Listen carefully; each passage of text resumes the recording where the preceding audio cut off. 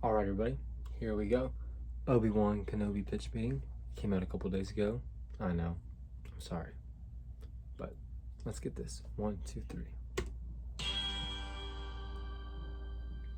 So, you have some Star Wars milk for me? What, like the blue milk? No, like another way to milk the franchise we bought for billions of dollars. Oh, right. Yes, sir, I do. Amazing. So what did you have in mind? I was thinking we'd do an Obi-Wan Kenobi show for Disney+. Plus. Oh, that's a very recognizable name. It sure is, sir. So this would take place 10 years after Revenge of the Sith, and Obi-Wan is living on Tatooine and looking at a little boy through some binoculars.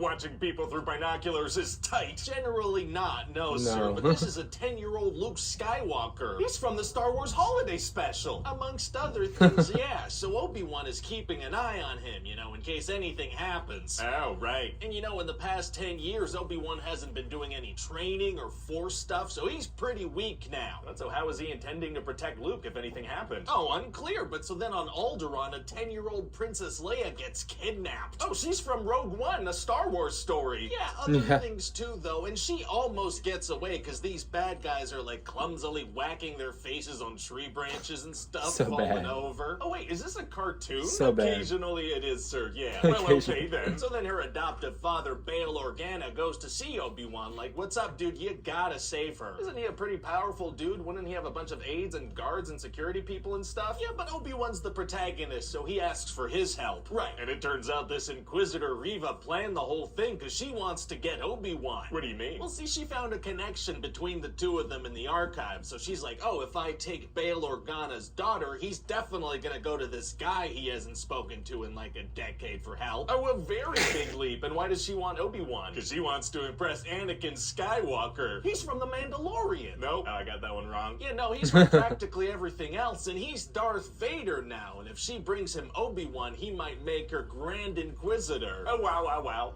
Wow. So Reva actually ends up stabbing the current Grand Inquisitor because he wanted to take credit for capturing Obi-Wan, who then escapes with Leia. Reva has Force powers. She does, and we're going to find out later that she was actually a Jedi youngling who survived Order 66 when Anakin tried to kill her. And so she works for him now? Yeah, she became a ruthless hunter who kills Jedis because she wants to get back at the guy who killed Jedis. I guess that makes sense. And Not eventually really. Obi-Wan and Leia get stopped by these stormtroopers who have this face scanner thing, and after it scans his face, he shoots them all. If he was gonna shoot all of them, why wait until his face was scanned into their system? I don't know, and so now he's gotta escape. wait and see There's how a it played freaking laser fence. Oh, those are hard to get around. They are, except for this one, which is very easy to walk around. Oh, well, good. Yeah, so they panic for a second trying to get through, but then Obi-Wan realizes he can shoot the control panel and get through. Why didn't he just walk around? Well, this is much more exciting, sir. I guess so. Anyway, It's then they're true. immediately about to be captured again, but this lady Tala saves them. Oh, she does? Yeah, she works for the Empire, but doesn't like it, so she decides to help them escape through the secret tunnel she has going. Okay, but then frickin' Darth Vader shows up, so Obi-Wan decides to stall for time so Leia and Tala can escape. But Obi-Wan doesn't really have Force powers anymore. Exactly, so Darth Vader just kicks his butt and starts a fire and drags him through it. Oh no, it's gonna be hard to get out of that situation. Actually, it's gonna be super easy. Barely an inconvenience. Oh, really? Yes, once Darth Vader puts the fire out, Tala's gonna show up and help Obi-Wan escape by starting a fire. How does that help? Well, Darth Vader can't get to Obi-Wan through fire, sir. But he was literally just doing that. Yeah, so then Obi-Wan escapes. All right. And so since Leia is on her own, she actually gets So much of this I kidnapped by caught, too. Reva, who somehow teleported to the end of this tunnel. She gets kidnapped again. We're doing that again. Yeah, second time in 3 episodes. Turns out she's very bad at not getting Very kidnapped. Sure kidnappable. seems that way. So how does she get unkidnapped this time? Well, Obi-Wan Kenobi sneaks her out in this big old trench coat he's wearing, and she's hiding underneath it. Just a guy in a massive jacket with 4 legs, 2 of which are tiny, and that works. Yes. Oh, is this a cartoon again? It's a cartoon again. I told you that would happen from time to time. Right, you did tell me that. So Darth Vader's angry at Reva for letting them escape, but she's like, sure, whoa, I put a tracker on Leia's toy, so that's pretty cool, right? On the Princess of Alderaan's toy? That's right. Seems like they'll probably end up on Alderaan. Yeah, that's definitely the final destination, but now they'll be able to track that. Interesting plan. So eventually she manages to get all the good guys trapped behind these big blast doors, and she's having a bunch of stormtroopers try to blast them open. Uh-oh. But then Obi-Wan stalls a little by saying he wants to talk to her, and he figures out the thing about her surviving Order 66, and then she opens the door with a lightsaber. Seems like she should have led with that. Maybe. And so then they decide to team up to try to take Vader down. How do they do that? Well, she just goes ahead and tries to stab him. After 10 years of planning, she just goes in for a stab. Yes. Does it work? No, obviously no, that doesn't work. Right, that makes sense, yeah. So she gets stabbed with a lightsaber. So she dies? Now, having a big hole burned into your intestines isn't fatal. In fact, that Grand Inquisitor guy, he's alive too. He was too angry to die. Oh.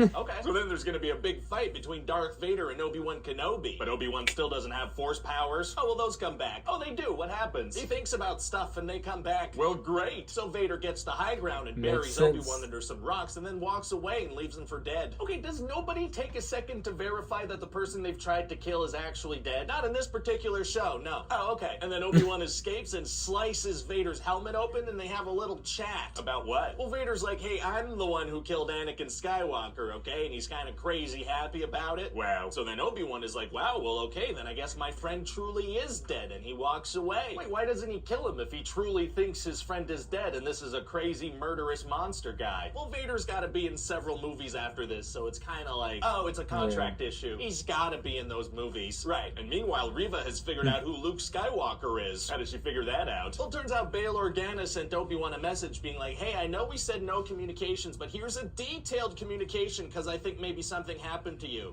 Why send that if you think something happened? Unclear. So then Reva goes to kill Luke and he passes out. Why? So that he doesn't see a lightsaber and mess up the canon. That makes sense. Good call. But then Reva can't bring herself to kill this child, so that's a nice little redemption arc. She's killed a bunch of Jedi for like a decade though, right? Yeah, but not the one that's the most important to the IP. That does sound like a good guy move to me. And then Obi-Wan gets to meet Luke and he says, hello there. Oh, that's the thing the internet likes. It sure is, sir. So what do you think? Well, I think it sounds great, but I do think we should maybe slow things down after this. You know, I don't want people to get Star Wars fatigue. Oh, really? Yeah, I just think that's the best move creatively.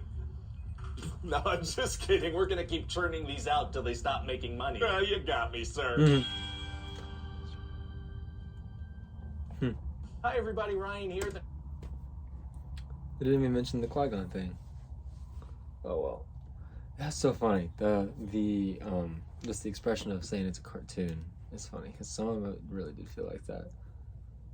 But overall, it's a very enjoyable show, especially if you're an Episode 3 fan. Like, if you love Revenge of the Sith, you'd probably like the show. Just saying. Well, I enjoyed this video. Thought it was really funny. Let me know what you thought about it in the comment section below. Leave a like, subscribe, and I'll see you next time.